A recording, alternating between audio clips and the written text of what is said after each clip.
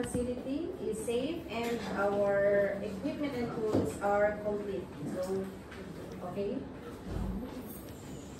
Okay, ma'am, thank you for the assessment package. Okay, I will just check.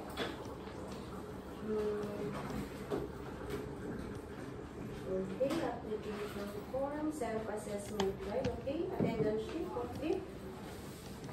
Data privacy form, complete. Health survey, okay. Specific guide, okay. Assessor's guide. Data test, complete and answer key, okay. Questions for oral, rating sheet, okay. So, the assessment package is complete. Thank you, Madam TESDA representative. So, good morning, candidates. And before I forget, I would like to acknowledge the presence of our TESDA representative, Ms. Robbie Venn, our AC manager, Ms. Grace Villa, and our processing officer, okay, Mr. Robin F. Okay, so candidates, no, huwag kayong mabahala kung nandito man sila kasi hindi naman sila ang mag-assess sa inyo, no? They are just here to oversee if the conduct of our competency assessment is sinusunod natin yung mga procedures and methodologies na binigay ng TESDA. So, huwag kayong matakot sa kanila, no? Kasi hindi sila ang mag-assess sa inyo. By the way, before we start, let us all stand and let us pray.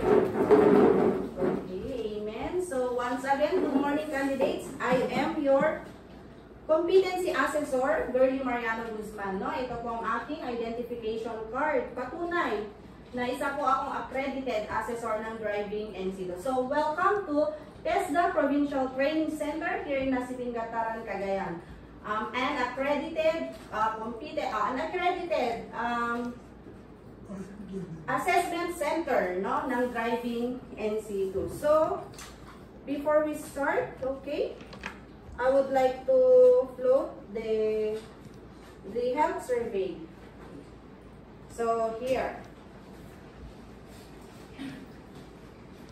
So, ito pong health survey natin is to check, no, kung physically fit ba kayo, no, para magpa-assess, okay, para sa ating assessment. And our data privacy, data privacy consent form, I'm sorry. Okay, so yan po ang mag-a-agree po kayo dyan na lahat po ng ginagawa natin dito sa assessment is recorded po through our CCTV. So, lahat po ng sinasabi natin, lahat po ng ginagawa natin is recorded. So, baka kakailanganin natin, so if in case man na may magreklamo sa inyo, no, sa resulta ng inyong assessment, so pwede natin i-review ang CCTV, no? So, huwag kayong mag-alala kasi hindi po yan i-upload sa Facebook for security purposes lamang, no? So, okay, so as I call your name, no, please come in front and submit me your admission slip, okay? Okay, at saka yung forms na pinasagutan ko sa inyo. Okay, so Miss Jesarine Cardini. Okay, so you will be doing candidate number 1, ma'am, no? So, ito po yung fill upan na lang yung attendance. 4 po yan. Okay, so, thank you. And Miss Divine Grace Lago. So, thank you. Ma'am, ma'am ba talaga to? Ayan, malabo kasi ngayon eh. So, may ano ka po yan? Identification card, no? Okay, so you will be candidate number 2. Okay, thank you.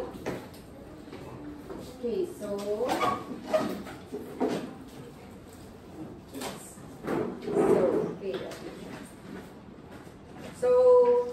I have here your accomplished application form, no, together with your self-assessment guide, indicating, no, that you are now ready for assessment and you are now ready or to perform all the units of competency in driving and okay?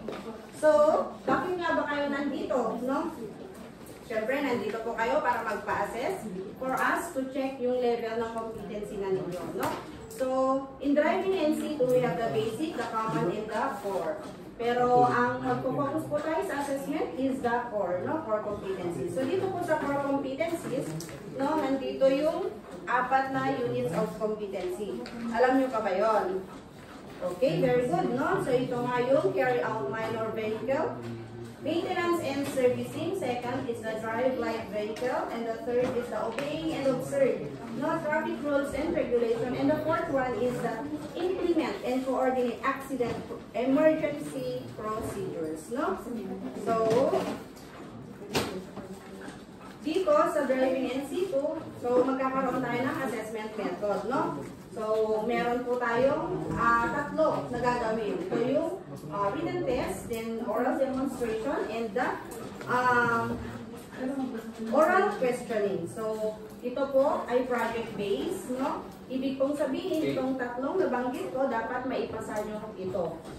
Okay? Para makapag-receive kayo ng national certificate, no? So, yung national certificate po ninyo is maibibigay sa inyo 2 to 3 days after this assessment, okay? So, if in case na hindi nyo matanggap, no? Or hindi ma-send sa inyo yung certificate, no? So, pwede nyo pong i-claim or pwede po kayo kumuha ng inyong competency assessment result summary or CARS kay Ma'am AC Manager, no? Para i-update yung email na binigay ninyo or i-update nila. Or even case hindi nyo man mabuksan, no? Pwede nyong palitan, okay? Okay, so, dito po sa ating written test, no? So, meron po tayong 50 items dito. So, dapat makapasa po kayo dito. So, ang passing score po natin is 35. So, once na mamaya, pag tinawag po kayo, no? After the written test, ibig sabihin, makakapag-proceed kayo sa demonstration. So, candidates, no? Please, dapat maipasa nyo muna yung written test ninyo bago kayo mag-proceed sa demonstration. Okay? So, bibigyan ko naman kayo ng 30 minutes, no? So, in your demonstration, I will give you 1 hour, no? Magdadrive kayo sa labas. Okay? So, 3 lang ipapagawa ko dito. Gagawin nyo is, you will do the warm-up, no? Warming up the vehicle. And then the second one is, you are going to drive the light vehicle without hitting any of the poles, no? Okay, and for the last one is you are going to park, no, the car safely in the garage, no? Okay, maliwanag po ba? Okay, so dito tayo sa do's and don'ts, no? So dito muna tayo sa do's. So pag candidates, no, mamaya, please wear your seatbelt, no? Kasi may anak pa po ako. So para maiwasan lang natin, okay? And then please follow the instructions, no, ng ating manual. Okay? And then next is, you are going to follow the procedures of OHS. Yes?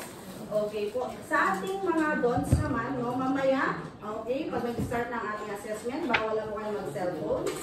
Bawal na rin po kayong lumabas sa ating assessment center, no? At saka, bawal na rin po kayong magtanong mamaya. So, pag may mga questions kayo, no, tanong nyo na kayo. So, may questions po ba? Okay. So, for your personal needs, no, meron po tayong comfort room dito sa gilid, nasa gilid lamang po.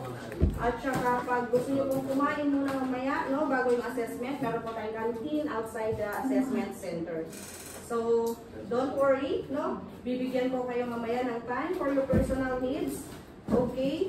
So, remember, basta pag nag-start na tayo, bawal nang lumabas, no? Okay, or if in case, no, may emergency kayo, no, just stop me, para sabihin natin kay test the officer, no, or test the representative, no, na may ganong eksena para masabi natin kung wala man kayo dito, no? So, next is,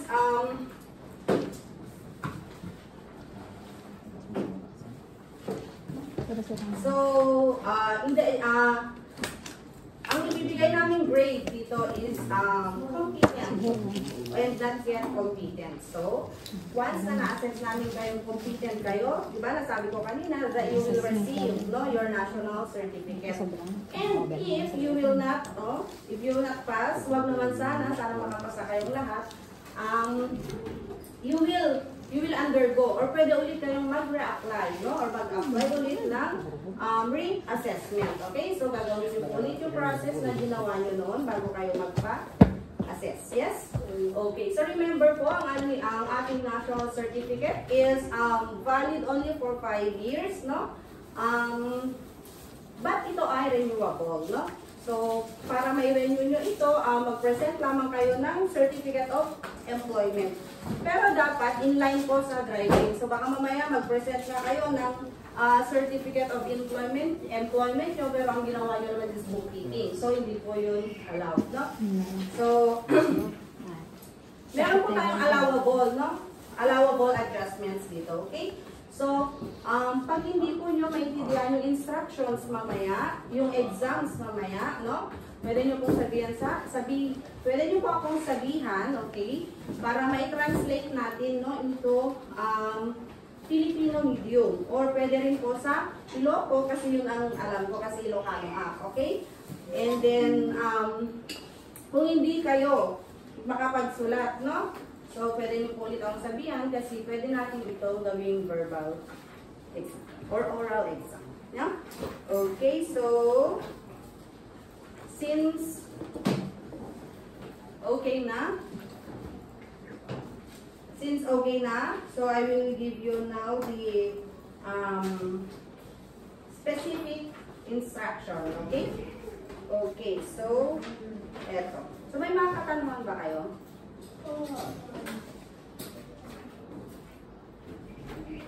So, remember, candidates, no? Pag hindi kayo satisfied mamaya dyan sa magiging resulta ng inyong assessment, no? You have the right to appeal, no? Pwede kayong mag-appeal, pwede po kayong pumunta sa provincial center, and pwede po kayong magsulat, no? For your appeal, okay? So,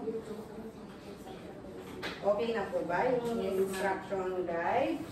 So, okay, yung candidates, please remember po, no, na ang ating resulta dito sa assessment, no, is confidential, no? Sana sa atin na lang po, sana within the four corners na lang ng ating room, okay? So, sana wag nyo nang ipagsabi. Para din po sa inyong integrity ito, okay? So, huwag kayong mag-alala kasi yung assessment results natin is secured ito, okay? So, secured for your integrity. So, you may go for your break. And please be back after 15 minutes. Okay, are you ready, candidates? Yes. Okay, so here is your written text. So, please read it carefully. Please read it in 30 minutes. Okay, are you done? Yes. Okay. Thank you. So, pag tinawag ko kayo mamaya sa labas, no? Ibig sabihin nakapasa kayo sa exam. Okay? So, candidate number 1.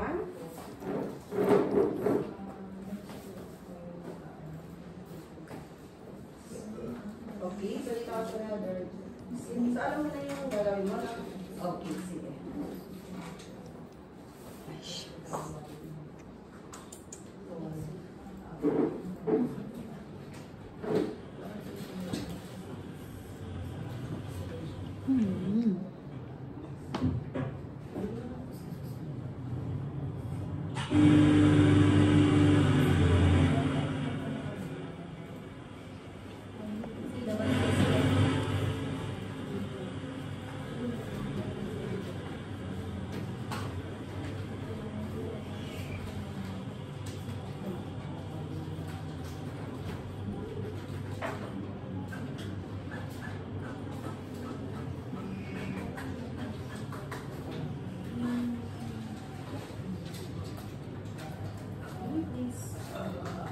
Partner one.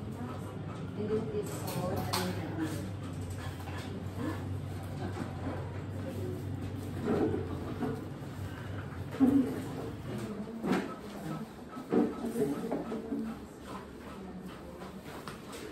okay, ano mo na yung ano kanina? First time na kanina kung dito. Oops.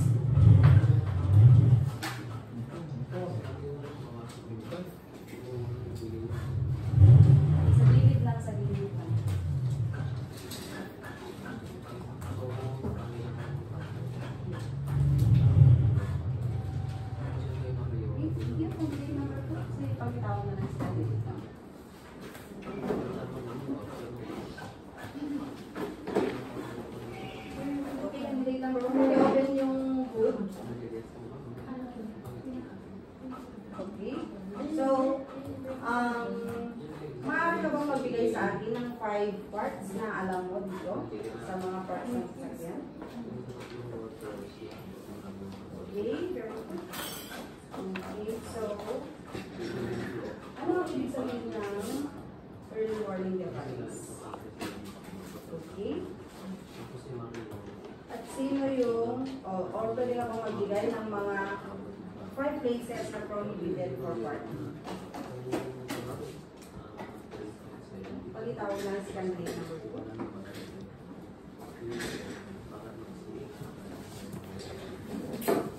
Okay, candidate number 2. Paki-open. Dito lang. Pindutin mo to. Okay. So, may alam ka ba dito ng 5 parts? Magsabi ka lang ng kahit lima na. So, any days, pwede mag-date na. Hindi, ito ang radiator ka. Ito is radiator, no? Okay, so okay.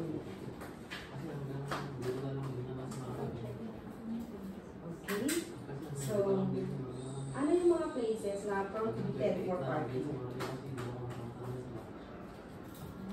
Pwede ba sa pedestrian lane? Highway?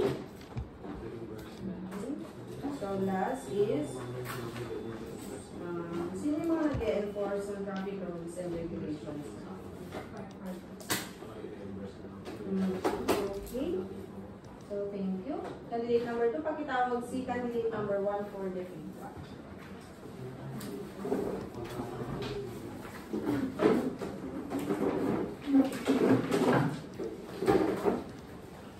So, kumusta candidate number 1? Doon sa assessment niya. Parang ready ka, no? Pinaghandaan mo, practice kayo ng mabuti. Okay, so based dun sa written exams mo, no? Nakakuha ka ng 49 out of 50, so very good for that. And based dun sa performance mo kanina, maganda. May part na siya ng maayos, wala kang nag-hit na to. Ang for improvement lang, no? Yung pagbitaw mo dun sa clutch, no? Masyado kasi mabilis, kaya napapaan.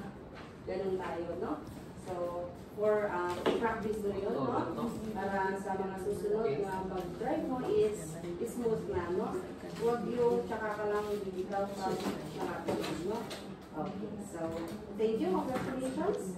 Now, you are now competent in driving and safety. So, here's your pakipirmahan na lang, yung rating sheet and the cars, no? So, in case, no? Hindi mo ma-receive yung e-certificate mo, pwede ka ulit, no? Pwede mo miniulit ng cars, no? Sa Easy Manager, gano'n na nabanggit ko na kanina, para ma-resend ulit sa email mo yung e-certificate. Okay, congratulations, candidate number 1, and now si candidate number 2. Kumusta nga candidate number 2? Okay lang. Yung magtatagal-gal ka sa hangover mo.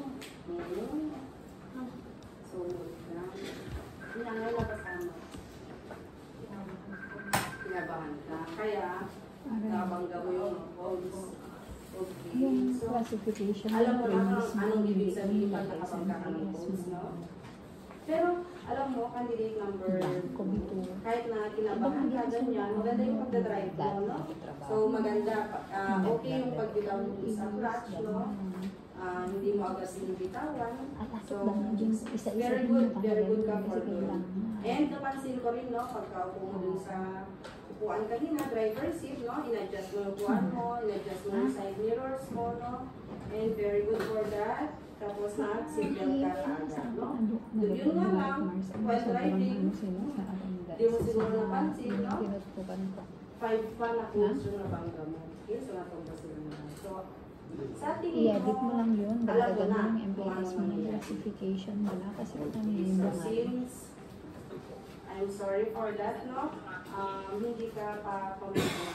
So, pero don't worry, candidate number 2 kasi dito pwede ka mag-apply for the assessment. So, ang kagandahan dito is mas advanced ka na, no? Kasi alam mo na yung process yung ginawa mo kanina. So, pwede bang paki-firma itong cars mo, tsaka yung waiting sheet mo? Okay, so thank you. candidate number 2. Uy, as group na yun ah. As group na ang picture. Okay? So, Kanya mesa-mesa. Group. thank you candidates, no? And welcome to your next journey. Okay? So, Madam Tesla representative, ito na po ang assessment package. Thank you po. Sige. Tapos mag-group naman kayo. Group